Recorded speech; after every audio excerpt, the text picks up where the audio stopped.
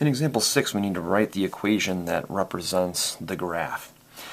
This parent function is going to be the absolute value of x. So the absolute value of x is a nice function. It's a v, just like this. And this v is going to be centered here. The parent function would be centered right at the origin. So let me write that for you right here at the origin like this. And it's going to go just like that. Okay? So it's going to be right 1, up 1. This is a scale of 2 here, so this would be 1, 1. And this point would be 2, 2, and so on and so forth. And the slope of this line is 1.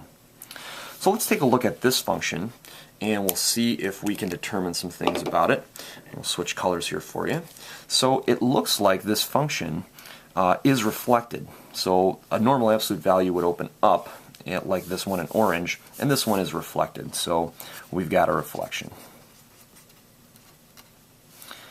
Also, if we look at the shape of this, we would go right 1, up 1, and this one we would go right 1, down 1. But we're actually going right 1, down 2, and right 2, down 4.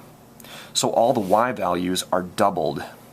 So this narrows by a factor of 2. There's also a shift. There's a shift left by 2. And also a shift up by 3. Let's piece this equation together. So I know that I have a reflection. I'm going to need to put the negative sign out front. And we narrow by a factor of 2. So there's the 2. I'm going to write the absolute value bars, and those are sort of like parentheses with the other equations we've done, but keep in mind that the absolute value bars do mean something different than parentheses.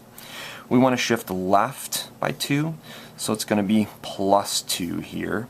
And then we're going to shift up 3, so we keep that same value. We want to put it outside the operator. The operator is the absolute value here.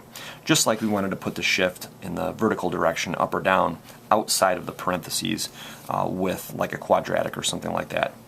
So here is a description in equation form of that graph.